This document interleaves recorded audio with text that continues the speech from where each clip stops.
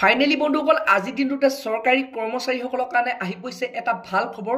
তো বন্ধুসকল আজিৰ দিনটোতে চৰকাৰ ফালৰ পৰা ঘোষণা কৰা হ'ল যে যিসকল চৰকাৰী কৰ্মচাৰী আছে তো সেইসকলৰ দৰমহা বৰ্তমান বৃদ্ধি কৰা হ'ব।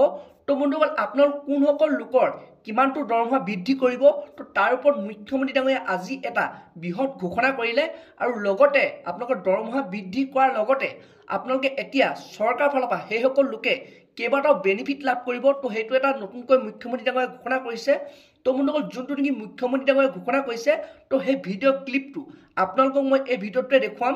তো বন্ধুসকল আপোনালোকে সেইটো কাৰণে ভিডিঅ'টো একেবাৰে স্কিপ নকৰাকৈ আপোনালোকে চাই থাকিব আৰু লগতে যদি আপোনালোকে মোৰ চেনেলটোত নতুনকৈ আহিছে চেনেলটো লাইক এটা কৰিব, পাৰিলে ছাবস্ক্ৰাইব কৰিব, লগতে আপোনালোকে বেল আইকনটো অন কৰি দিব। তো যেতিয়া এনেধৰণৰ খবৰবোৰ আহি থাকিব প্ৰথমে আপোনালোকে সেই ভিডিঅ'টো লাভ কৰিব পাৰিব।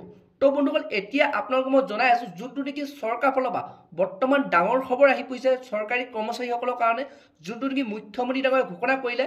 তো বন্ধুসকল বলক এতিয়া আপোনালোকক মই সেই ভিডিঅ' ক্লিপটো দেখুৱাই আছো।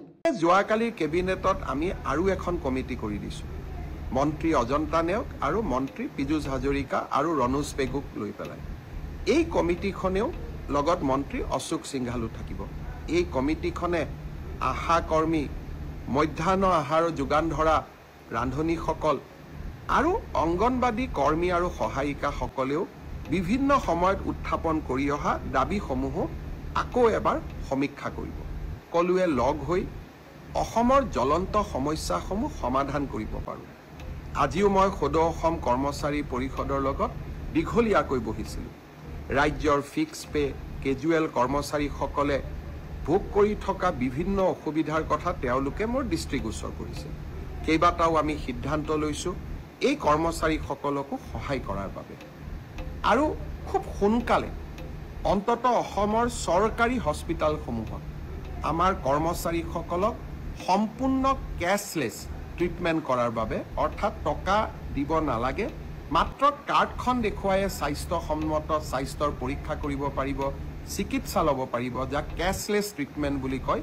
ৰাজ্যৰ চৰকাৰী কৰ্মচাৰীসকলৰ কাৰণে এই কেছলেছ ট্ৰিটমেণ্টৰ ব্যৱস্থা আমি চৰকাৰী হস্পিটেলসমূহত প্ৰণয়ন কৰাৰ বাবে আমি সিদ্ধান্ত লৈছোঁ। আজি কৰ্মচাৰী পৰিষদৰ লগত কথা পাতি এই সিদ্ধান্তসমূহ লোৱা হৈছে। আপোন ঘৰ আঁচনিত এসময়ত 15 লাখ টকা হাউচিং লোন লোৱা হৈছিলে। এতিয়া বহুত কৰ্মচাৰীয়ে বিচাৰিছে যে আপোনালোকে যিহেতু নতুনকৈ 30 লাখ টকাকৈ ঋণ দিয়াৰ ব্যৱস্থা কৰিছে, আপোন ঘৰত আমিও ঋণ ল'ব পৰা ক্ষমতা আৰু 15 লাখ টকালৈকে বৃদ্ধি কৰি দিয়ক। অৰ্থাৎ পুৰণা নতুন সকলোৱে আপোন ঘৰ আঁচনিৰ জৰিয়তে 30 লাখ টকাকৈ গৃহ ঋণ ল'ব পাৰিব। আজি এই দাবীটো আমি সন্মতি প্ৰকাশ কৰিছোঁ। অৰ্থাৎ ৰাজ্যত য'তেই সমস্যা আছে সেই সমস্যাসমূহ সমাধানৰ বাবে আমি প্ৰচেষ্টা চলাই গৈ আছোঁ আৰু এই প্ৰচেষ্টাসমূহত আমি নিশ্চিতভাৱে সফল হ'ম। মাত্ৰ অকণমান আমাক সময় দিব। 5টা বছৰত ইমান কাম কৰা সম্ভৱ নহয়।